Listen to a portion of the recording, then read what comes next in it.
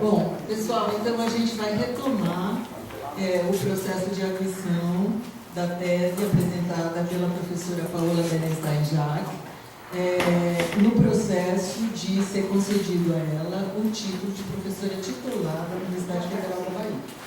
Então, com isso, eu passo a palavra à professora Cibele Saliba Rizek, que é professora do Instituto de Arquitetura e Urbanismo da USP São Carlos. 20 minutos.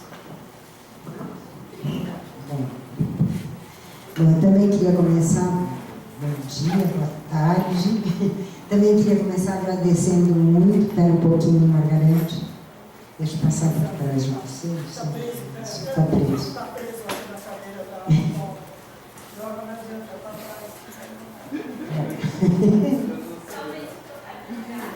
Se eu trocar de lugar, Margarete, posso trocar de lugar?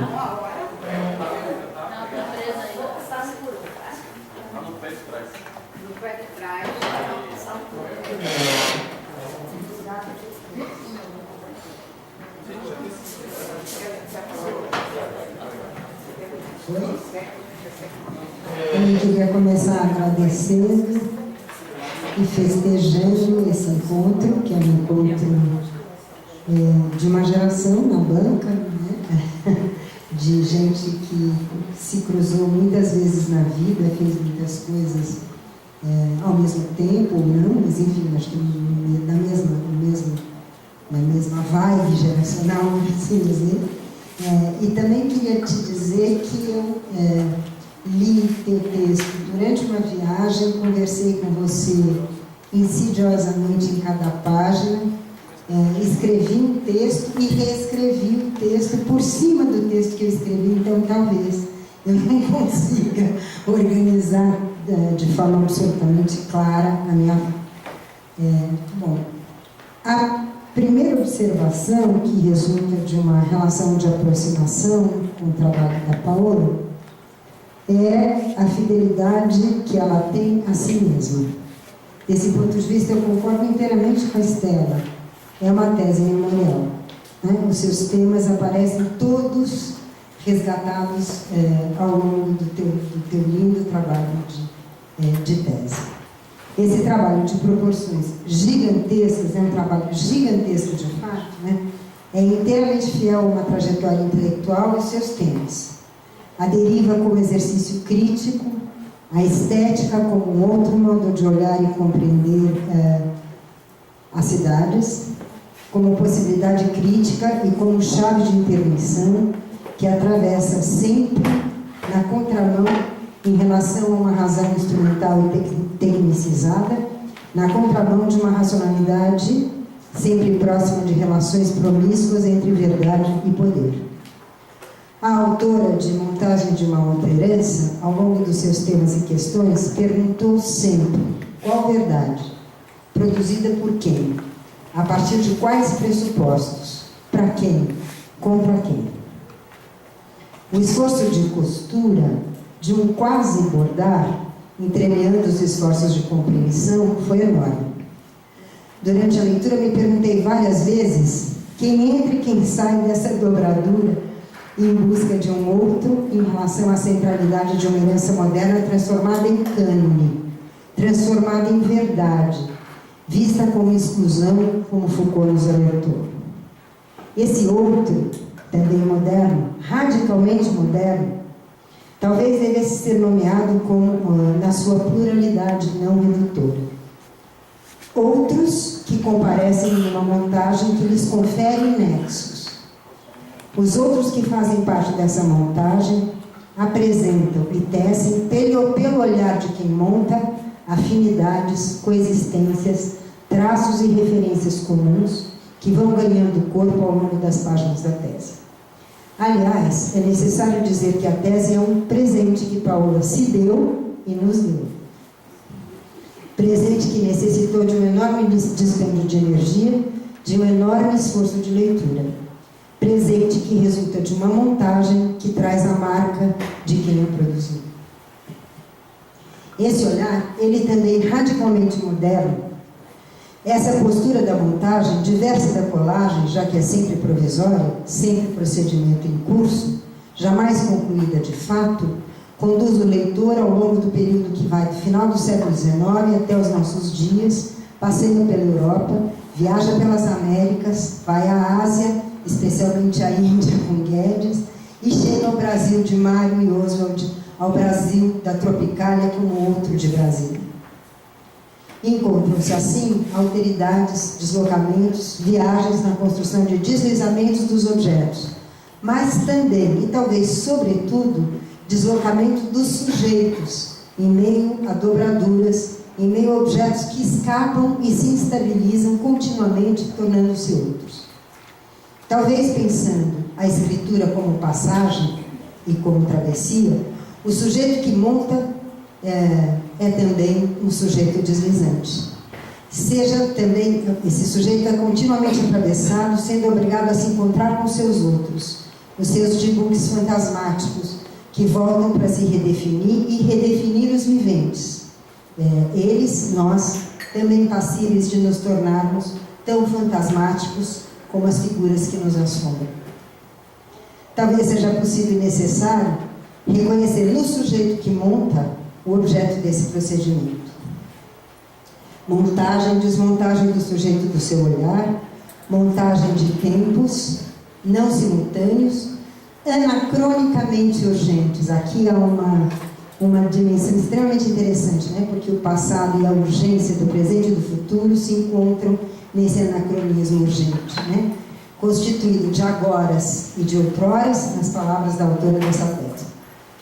Esse descentramento e instabilização do sujeito que monta, do sujeito que se torna outro na investigação e na escrita etnográfica, do si mesmo se tornando outro, sendo contaminado e transformado pelas devorações do outro, por sua presença, vai se desenhando pelo encontro com assombrações, tão distantes e tão próximas, cujas relações são reais, por certo, mas também montadas a partir da boa vizinhança de Vargas. Essa tese, essa montagem em direção à pluralidade de outras heranças modernas, se assemelha à biblioteca de Vargas. Eu lido a tese como uma operação vargudiana, devidamente devorada e incorporada pelas boas vizinhanças e pelas proximidades e diálogos improváveis que se estabelecem a partir de uma operação complexa e delicada, estabelecida pela autora em busca de um objeto sempre impuro, ou purificado artificialmente, encoberto por uma pureza que se constitui como mito. Eu me perguntei muitas vezes, mito ou falseamento? Mito ou ilusão necessária? A quem serve o mito da pureza? Uma questão que atravessa a escritura vem exatamente da pureza e impureza das montagens. Dessa perspectiva, um sem número de vezes, Paola agrega a palavra montagem à palavra que é adjetiva, montagens impuras. Curiosa associação, já que não há, tal como se lê desde as primeiras considerações desse objeto, montagens puras. Talvez a insistência na impureza só se explique quando o texto se encaminha para o seu final brasileiro, tropical, antropofágico. A tese como caleidoscópio é uma montagem melancólica. A tese é um caminho, uma passagem, uma tradução, uma descrição que nos apresenta outras relações no avesso do cientificismo positivista, no avesso do tempo linear.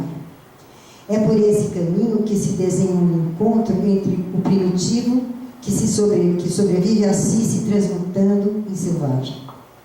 Cada fantasma, cada presença e ausência na história de sua produção, de sua recepção, vai se desenhando ao longo das 337 páginas. sem montar as efeitos. Talvez pudéssemos ler a tese como a história das recepções e interconexões entre cada um desses fantasmas, que borram os limites e atravessam fronteiras de tempos e espaços.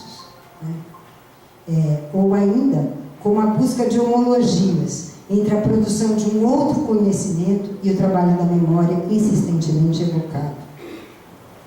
Outro núcleo de questões se coloca em torno de como as cidades comparecem. Qual urbanismo se entrevê? como os labirintos vão se desenhando ao revés da modernização e do progresso, como testemunhos sempre póstumos, à la Hannah Arendt, de um passado sobrevivente e, de certo modo, como anúncio de futuros possíveis.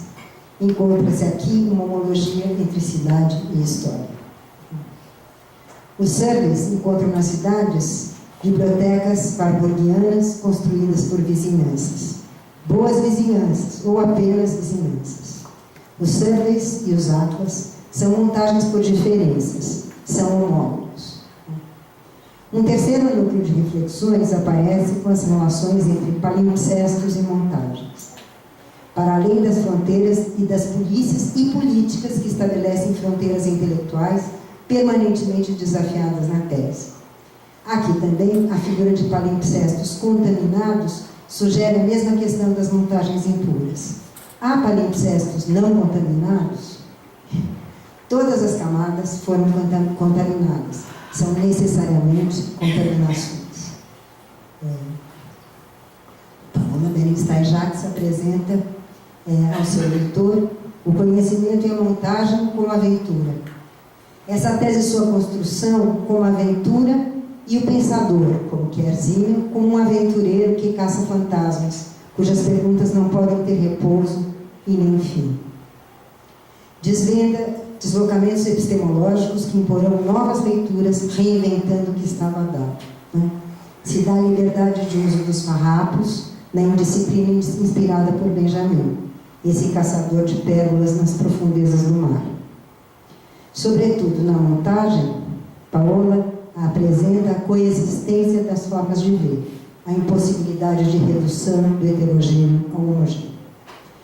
Aprendendo a desordem do mundo, a cidade, ela também se desenha como montagem, impura, necessariamente impura, exigindo uma epistemologia urbana que contemple a multiplicidade de narrativas, as leituras modernas e sua multiplicidade para além da operação redutora e unificadora, narração polifônica e aberta como desafio. Afinal, a produção de um novo conhecimento pelo embate não pacificado, aprendendo sem reduzir ou aplacar a desordem do mundo, para além das polaridades entre caos e ordem, entre essência e aparência, finalmente vai se desenhando ao longo da tese. E nos permite compreender as cidades pensadas sempre por dobras, redobras, desdobras.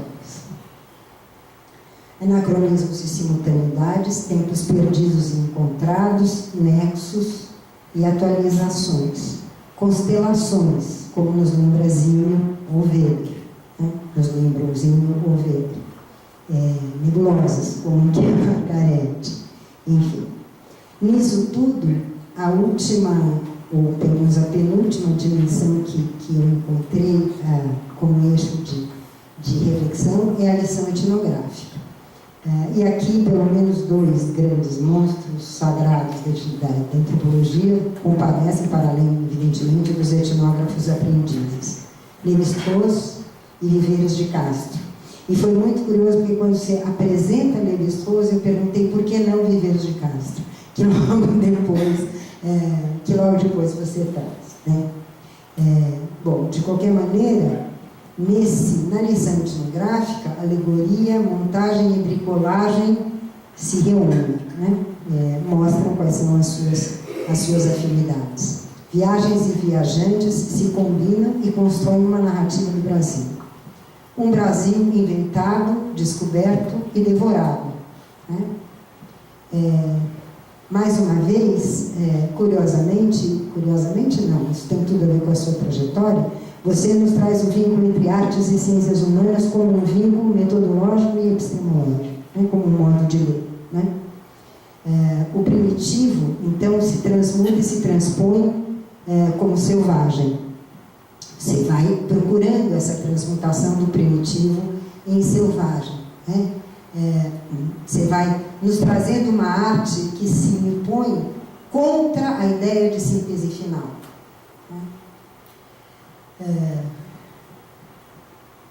Então, o que vai se tornando possível através do teu trabalho é entrever um outro modo de fazer ciência, que se conforma na junção entre um pensamento moderno, crítico, e de um pensamento selvagem. É nessa junção que você busca, por assim dizer, essa outra tradição moderna, né? Essa outra tradição moderna que, de certa maneira, tem como horizonte a apreensão daquilo que não tem forma. E aquilo que não tem forma aparece no teu trabalho como operador teórico e crítico, como operador que te permite, então, ler cidades, ler templos e fazer montagens. De certa maneira, você tem que encontrar a parte maldita da etnografia brasileira para poder fazer esse exercício. Curiosamente, não é Lévi-Strauss que nos dá a parte maldita, pelo contrário, Lévi-Strauss é a instituição, né? É Viveiros de Castro que nos traz essa aproximação com um pensamento selvagem, tal como foi formulado, mas não desenvolvido por Lévi-Strauss, e são eles que nos permitem, então, entrever esse Brasil inventado, descoberto e devorado, né, que aponta para a possível força, para a possível potência de um conjunto conflitivo e tenso de devorações.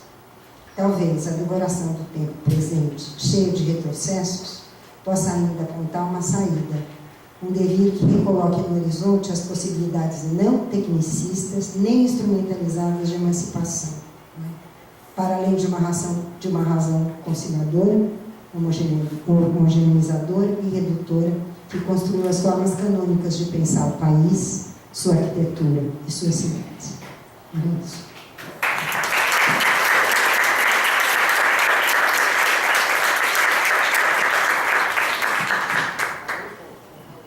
Obrigada, Cibele. Paola.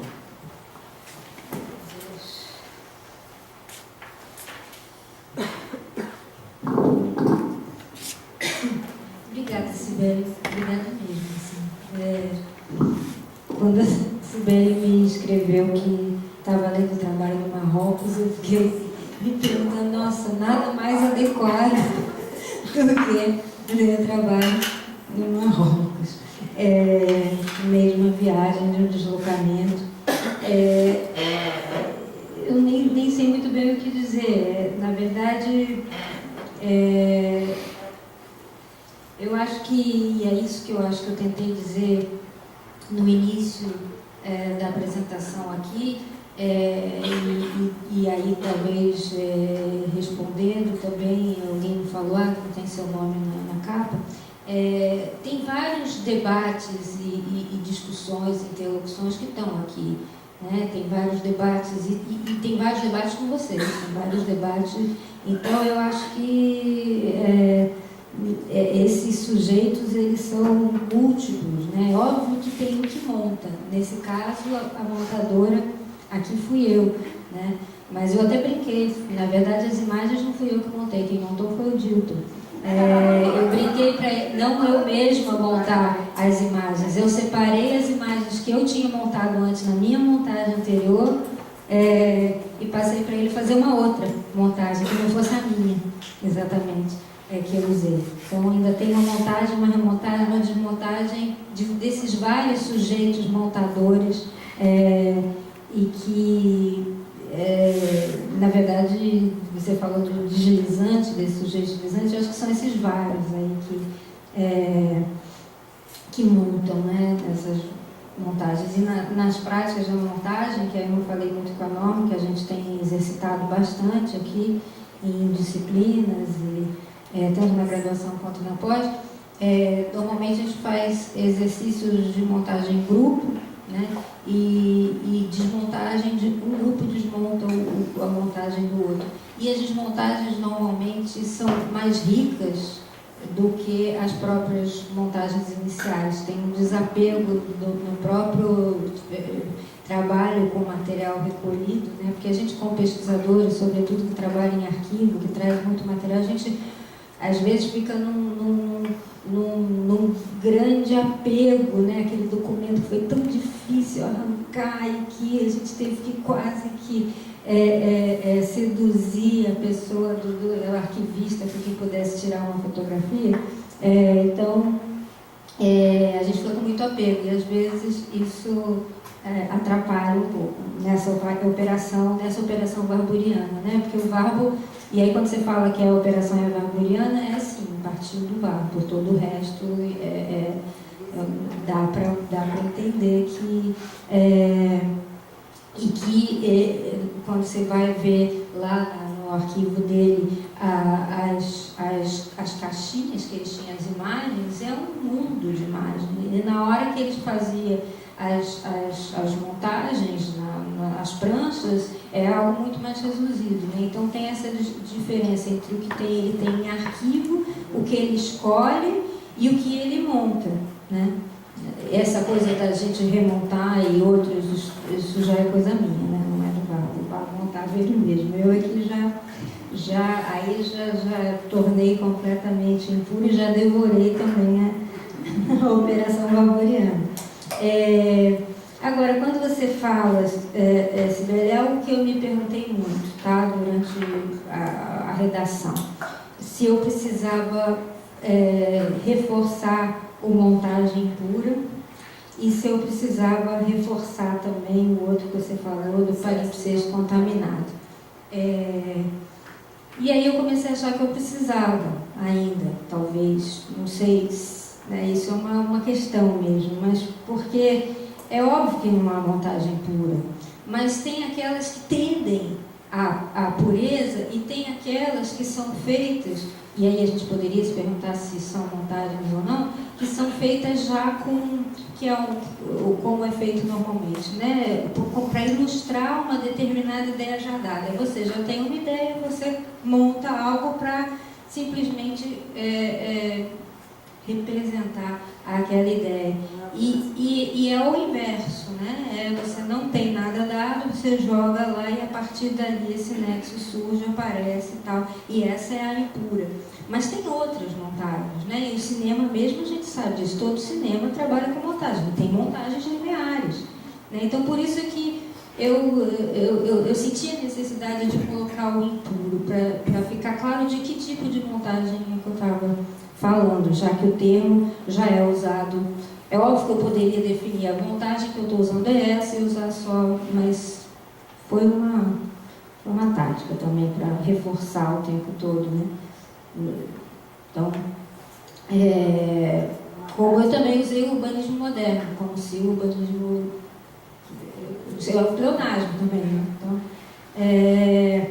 palimpsesto contaminado é a mesma coisa. Eu acho que o palimpsesto é mais difícil de não estar contaminado. Eu acho que no próprio princípio já está essa contaminação. Mas tem, como a Estela falou, tem aqueles que você não sabe que são palimpsestos, né? Você que tem as camadas e você não está vendo as camadas. Então, você tem que raspar a camada, escavar a camada para saber que aquilo, inclusive, é um palimpsesto. Interconexões entre os fantasmas, eu acho que eles dão uma circulada, né? Eu acho que o Guedes circula menos do que o Varbo, né? Porque eu acho que o Varbo já estava mais incorporado do que o Guedes.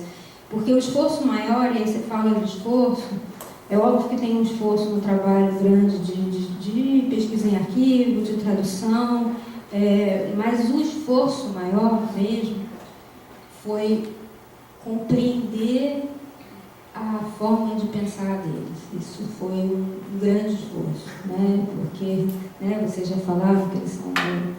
e eles os dois têm uma dificuldade muito grande nesse caso, porque aí, no caso dos selvagens, não, foi mais fácil. Mas no caso de Guedes e Varbo também, porque é outra língua, né, inglês e alemão, e eles tinham dificuldade de escrever. Então, para conseguir decifrar aquilo, foi um esforço grande. E aí, depois que entrei também, que eu consegui entender a maneira deles de pensar, eu até já sei responder agora para o Varbo e Guedes. Se vocês quiserem, eles baixam aqui. Mas é difícil, um trabalho de decifrar mesmo hieroglifos, assim, que a letra do Varbo é impossível, por exemplo. Então, eu acho que o trabalho maior foi esse. E foi um trabalho também, para mim, com relação ao Guedes, de me desfazer de uma maneira que eu também via o Guedes em algumas situações que eu tinha alguns preconceitos também evolucionistas, então eu tive que desfazer isso também, não foi fácil. Sobre a questão etnográfica, o Lévi-Strauss, assim, não dá para esquecer, e aí eu acho que a gente esquece que o Viveiro de Castro, ele só é o Viveiro de Castro porque ele é herdeiro do Lévi-Strauss, e ele resolveu herdar do Lévi-Strauss essa parte que eu estou tentando trazer, que não é todo o Lévi-Strauss, né? Então, mas são as estruturas elementares do não, não são, é o que está do lado, mas que é dele também, que é dele e que está ali, e essa proximidade, o que eu tentei trazer, sobretudo, do Lévi-Strauss, foi a proximidade dele com os surrealistas, que eu acho que é fundamental. É óbvio que tem uma crítica, quando eu coloco eles levando o casal, Dina e Lévi-Strauss, levando a exposição para Paris, o que eles levam da forma que levam, tem uma crítica ali. Agora, tem uma aproximação com os surrealistas, que é importante, e que pouquíssimas pessoas falam. Quase ninguém fala dessa relação deles com os surrealistas. E a maneira que ele pôde compreender esse pensamento selvagem, para mim, tem a ver com ele ter toda a relação prévia com o pensamento surrealista. Senão ele não ia entender. Né? Então, não sei se eu te respondi alguma coisa também, está tudo muito confuso. Necessidade de ler termos, fazer montagens, operador, parte maldita da etnografia. É isso, mas eu acho que tem a parte, eu reivindico a parte maldita do próprio Lévi-Strauss, porque eu acho que meu trabalho, por exemplo, com favelas, foi fundamental, desde muito tempo, a noção de bricolagem. Eu acho que aquela noção de bricolagem dele e acho que aquela noção de bricolagem vem de um pensamento realista. Não é à toa, ele não vem do nada, assim. Né? Então, óbvio que relacionado com o que ele estava vendo em campo. Nessa passagem, e essa passagem do primitivo ao selvagem também é Lévi-Strauss. Então, e que foi uma passagem importante. Então, acho que é isso, devoração do tempo presente, esperamos que a gente consiga, né? Eu acho que é uma tentativa, é um esforço. Obrigada. Obrigada, Paola. E agora a professora Margarete Pereira, o nome dela é muito comprido, não consigo gravar, mas Margarete Pereira, do ProURB, Universidade Federal do Rio de Janeiro, professora titular.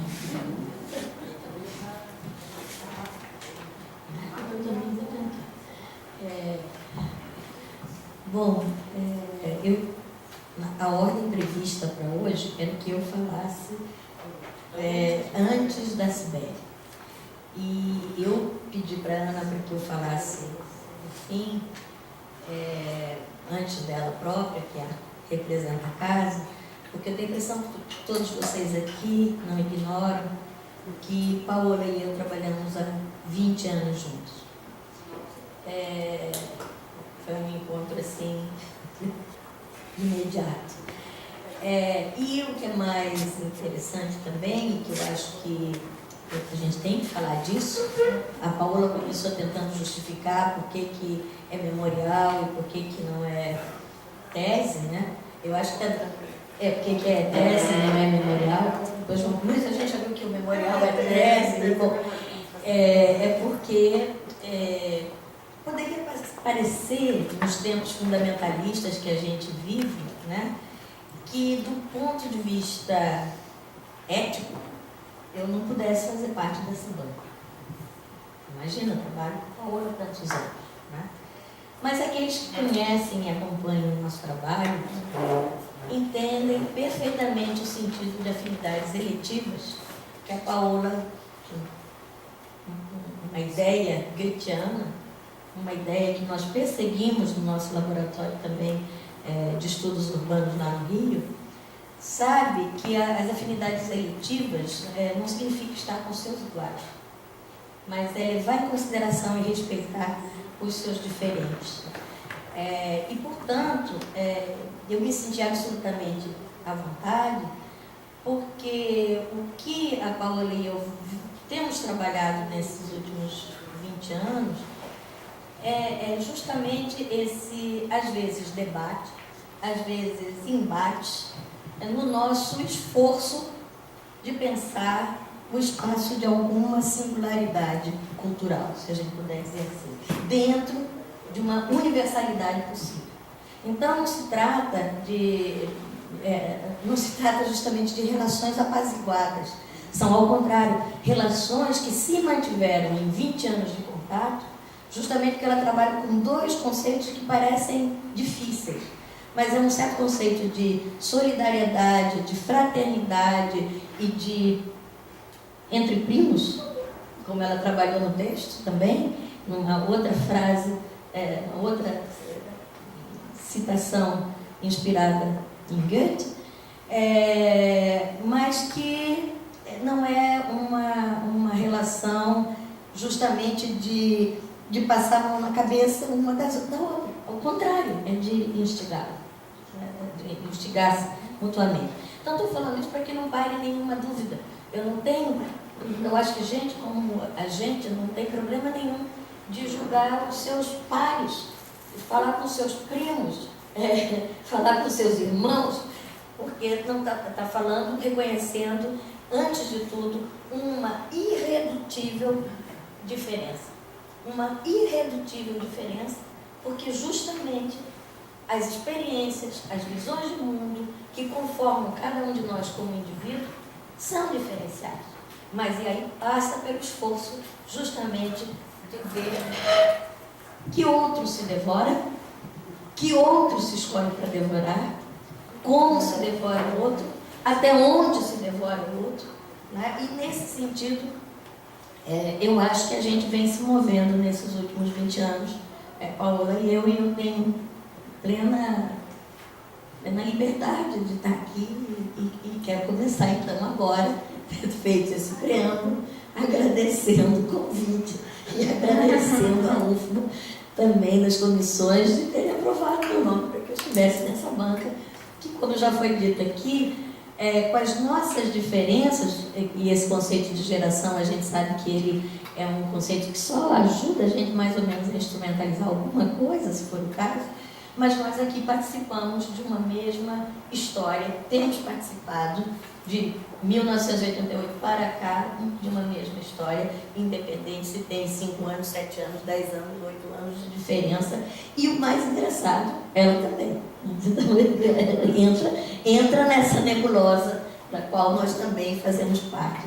E por isso fico muito contente de estar aqui, porque é verdade também o que a Paola falou, é muito difícil, é muito raro que nós sejamos lidos. E isso mesmo entre nós. Quer dizer, entre ela e eu, entre eu e ela, é muito difícil. A gente acaba discutindo, mas isso tem impressão também que vem por conta da minha ou da nossa ainda muito forte tradição oral. Nós vimos de povos, pelo menos muitos de nós, eu, por exemplo, venho de povos que se comunicam muito mais oralmente do que escrevendo. Então, por isso também eu acho que eu sou a única que não escrevi. Para escrever 8 páginas, 9 como a Estela, que vem da Itália, imagina, ou 6 como a Norma, ou 4 como a Sibeli, eu ia demorar 20 dias, um mês, só para tentar fazer isso. Bom.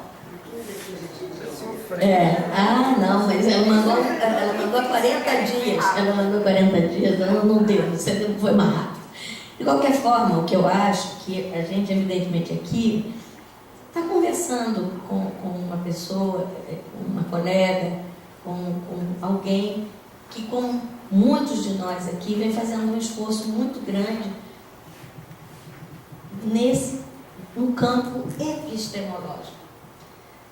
Existe uma epistemologia, ou existiu, pelo menos no que concerne o urbanismo, um momento, 1, 2, 3 nebulosas muito intensas de discussão do que seria esse campo. Se ele era uma disciplina, se ele era um campo, se ele era uma forma de conhecimento, se ele era uma forma de olhar para a cidade, e isso, infelizmente, sobretudo depois da Segunda Guerra, desapareceu. Então, acho que a maior contribuição do trabalho que a Paola nos apresenta e traz para nós, que traz para mim, é nos ajudar nessa discussão, não só do urbanismo e de suas práticas, tá? Mas mais além, a colocar o problema do conhecimento de novo no cerne do debate da nossa universidade, porque é uma tese, evidentemente, que atravessa fronteiras disciplinares. E o problema, justamente me parece, é que nesses últimos 200 anos, nós fechamos cada vez mais as fronteiras disciplinares. Então, o que eu vou falar então aqui, as coisas que eu vou falar por alto, eu não posso falar página por página, porque se vocês vão olhar aqui, se vocês pegarem cada folha que eu li da Paola, é uma discussão, né? E se eu demorasse, vamos supor, 15 dias para escrever 6, 7 páginas, eu teria que demorar, e por isso a pertinência da ideia de um seminário, um trabalho, ao tentar fazer, do ponto de vista epistemológico, uma junção extremamente hercúlea, de juntar a questão estética, a questão sensível e, portanto, uma forma de se perguntar sobre o mundo que passa por uma razão sensível, e ao aproximar de um tecnicismo, de um funcionalismo e de uma ideia de racionalidade que é de outra natureza, ela exige que a gente estude. É muito. Eu teria que pegar e voltar, por exemplo, que é uma coisa que eu vou falar daqui a pouco, mas eu teria que voltar ao que eu estudei no começo da minha trajetória, quando justamente pôde-se dar essa faísca e a gente está junto, que era todo o meu estudo sobre o barroco, a questão estética, o romantismo, Goethe, Schiller, Kant. Eu tinha que voltar ao conceito de Bildung, por exemplo, que não está lá. Ou mais para trás ainda, quais eram os fantasmas que estavam sendo capturados por aquela gente e que estavam lá no barroco, né? Então, isso não dá para fazer. Teria que enfrentar de novo. Olha só, por exemplo, meu livro do Eric Mulford, se eu quisesse então deixar o século XVIII e voltar para o século XIX, emprestei para algum aluno, não achava de jeito nenhum como brigar ali, tentar situar melhor os debates em 1951, 53, 56, 57. Quer dizer, muitas vezes a tese da Paola que é apresentada, ela nos abre inúmeras janelas. Ela usou a palavra torrentes de indagações. Eu também fiquei com torrentes de indagações. Uma delas justamente é sobre isso, e sobre o que Norma falou aqui. Afinal de contas, é uma pergunta que vem me perseguindo, mas lendo Paola, eu fiquei várias vezes, inclusive porque nós estamos juntas e tem um pedaço enorme que não adianta, por exemplo, não adianta eu argumentar sobre Luz Costa. Não vai adiantar. Então, por exemplo, tem umas páginas lá do fim, não vai adiantar, porque a visão dela e a estratégia e a tática, sobretudo, dela, para manter pulsante a crítica que ela quer fazer, e que eu também quero fazer, do deslocamento de uma visão funcionalista, passa por colocar no mesmo, entendeu? Ela pacifica todo lado que eu sei que não está pacificado, né?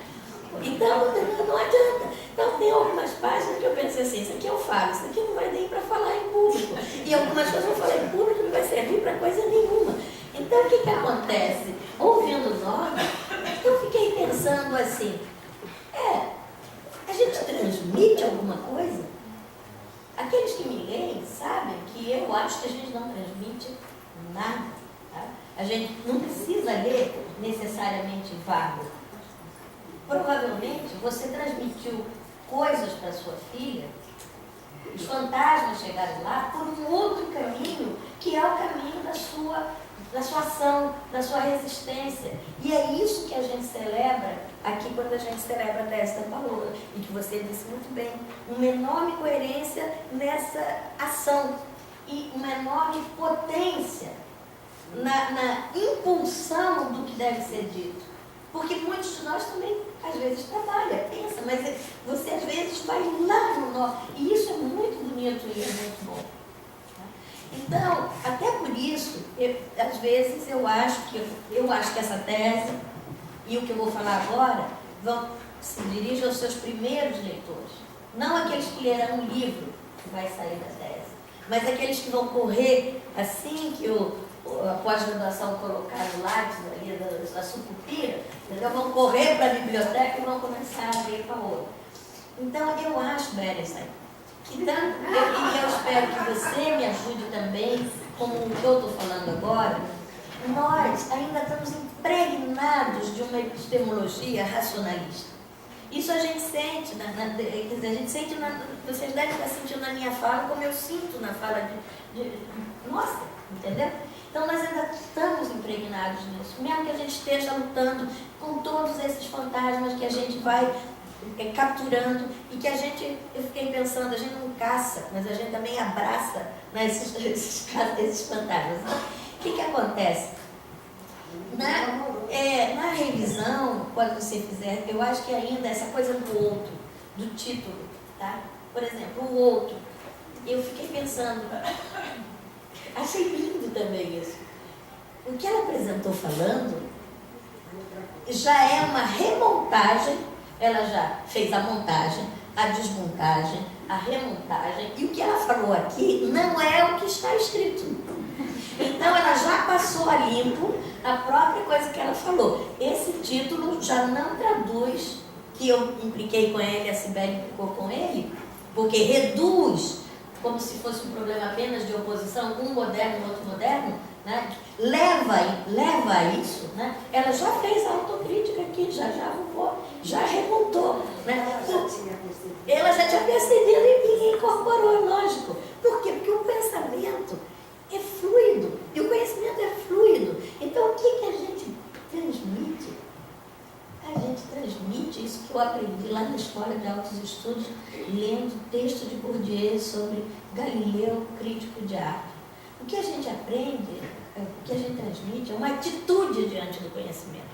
É uma atitude diante da vida. É uma atitude diante daquilo que deve ser esquecido, que é aquilo que deve ser relembrado e aquilo que não pode ser de forma nenhuma esquecida. E é isso que o seu texto tem uma potência muito grande de nos ajudar a ver.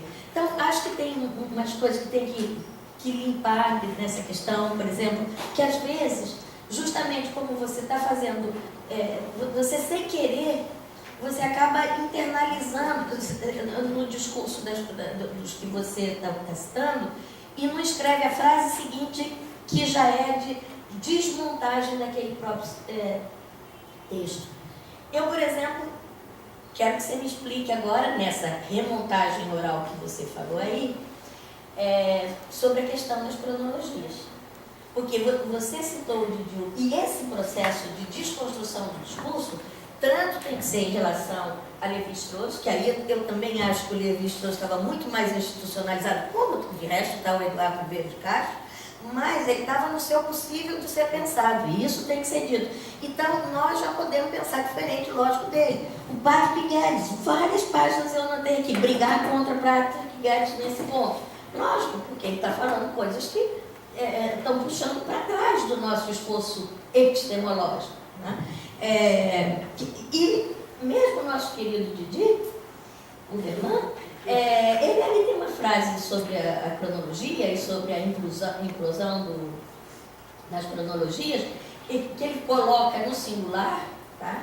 Mas a gente sabe que a cronologia é apenas um instrumento, uma ferramenta, justamente de construção de nexos, de articulações possíveis, de camadas de sentidos, de de observação de embates, de observação de debates, de convergência. Então, é lógico, ele está falando de uma cronologia linear. Nós utilizamos e trabalhamos cronologia como uma métrica. Ela não tem linearidade nenhuma, mas isso precisa ser dito. E na hora que você falou agora, eu fiquei pensando, o que está acontecendo com as cronologias?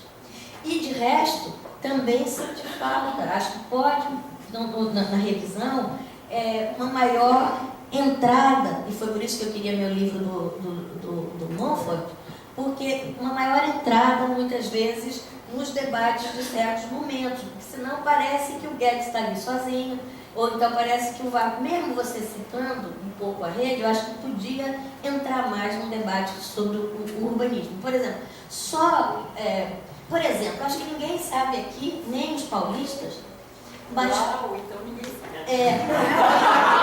Não sabe por quê? Sabe o que tem? Sabe onde é que tem? Na biblioteca do IFAM. E aí eu não posso jurar, porque se já é minha fantasia ou não é, mas eu tenho a impressão que o Vitor Silva Freire foi na exposição de 1910 em Londres. As atas estão lá. Quando eu fiquei 6 anos no IFAM, em São Paulo, eu tinha essa ata diante de mim. Então, eu não tenho certeza, porque a gente esquece também. E você sabia? Alguém sabia daqui? Não sei. Talvez o Mancha. Porque talvez o Mancha por conta do saio. Talvez o saio. Eu perguntei para o Mancha. Não, mas tem lá. Então, o que acontece? Eu senti falta de uma cronologia no sentido de ajudar a gente a chegar nessa luta pela manutenção de certas coisas e pelo deslocamento de outras, pela destruição de umas e pela manutenção de outras. E que o Guedes e o Vargas estão, evidentemente, entrando nisso. Eu fiquei, por exemplo, muito chateada, porque às vezes, assim, nas notas ou nas citações, vários dos citados falam, foi o primeiro que fez tal coisa. Eu sei que você não tem um pensamento genealógico, tá? Mas eu acho que a gente tem que rever, porque, lógico que também a história tem as suas inflexões, mas eu acho que precisaria, talvez, a gente tentar escavar mais, ou para os meninos poderem escavar, para as novas gerações, para os que nos ouvem, dar insumos para eles, né? A discussão da alteridade. Eu fiquei me perguntando várias vezes, até porque li, mas tem que voltar a ler quando estudava sobre o Barroco, a questão do querido nosso querido Spinoza, né? E eu fiquei pensando assim, será que é potência da alteridade? Ou será que é a compreensão da alteridade como potência, como possibilidade de potência? E não confundir também potência com força, isso é, porque ela pode impulsionar e pode diminuir. Então, tem várias discussões que atravessam seu texto que eu acho que vão fazer com que a gente realmente faça um lindo seminário. Eu fiquei horas pensando aqui, Estela, eu fiquei pensando em você que fala inglês tão bem, né? Eu fiquei horas parada numa palavra maravilhosa do Guedes, que é o inheritance. Inheritance. Quer dizer, não é só, você fala disso 2 vezes, mas aquilo ali, por quê? Por que ele está falando inheritance? Porque o Warburg, mais do que o Guedes, eles estão se movendo dentro, e aí por conta linguística também, mas aí a gente teria que ver, eles estão se movendo dentro de um esforço de não deixar esquecer uma série de conquistas epistemológicas que foram feitas pela língua que era bárbara, que era o alemão. Então, todo um grupo vou usar uma palavra que eu também acho que merece um pouquinho mais de atenção, um grupo de estetas alemães que estavam ali lutando para que não fosse ser esquecido. Então, não é que eles estão inventando alguma coisa nova, eles estão deixando não morrer, né, de certa forma, não deixando esquecer. Acho que essas coisas precisam ser ditas. A própria palavra estética, você sabe melhor do que eu, um dos primeiros livros seus foi a Estética da Ginga. Várias vezes ela aparece aqui como o senso comum usa, entendeu? Quase como se fosse salão de cabeleireiro, como confundindo estética com forma. Estética não se confunde com forma, entendeu? Então, várias vezes você está brigando contra o funcionalismo, contra o formalismo, você está brigando também contra a estética, né? Contra uma certa forma de compreender o conhecimento sensível. Então, eu acho que isso que eu estou falando é irrelevante. Isso que eu estou falando é como a gente conversa entre nós, a nossa plataforma de ação, é o nosso programa de atividades, né? Do mesmo jeito, por exemplo, lá nos anos 50, o problema da identidade, que apareceu tanto na fala da Estela, o problema da identidade, o problema do nacionalismo, que apareceu na fala da História, que apareceu na fala da Cibele, né? Nos anos 20 e 30, o problema da identidade surge como questão, como objeto teórico, né? E vários deles estão discutindo sobre o problema de identidade.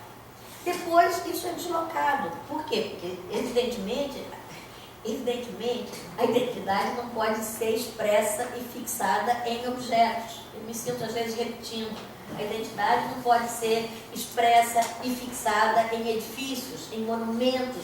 A identidade dos povos não pode. Então, isso aí logo, naqueles anos que a gente vê, aparece e depois, teoricamente, é deslocado. Ora, de novo apareceu o problema da identidade desde 1994, Estela, que graças aos céus eu fui a São Paulo, ficar lá morando assim, uns 6 anos, fiquei mais inteligente, e eu pensei, para São Paulo. não, eu fui para Bahia.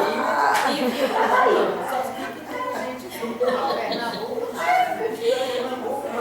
Eu já estou vendo que essa minha condição está saindo do sério.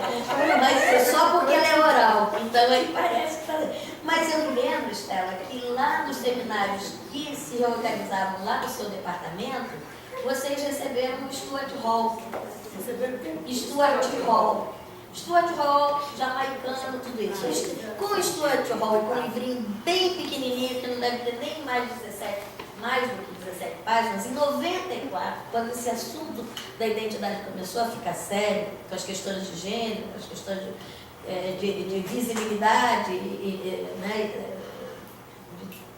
foi um novo regime de visibilidade, o livrinho de Stuart Hall ajudava a compreender que todo o processo de construção identitária, ele é contrastivo,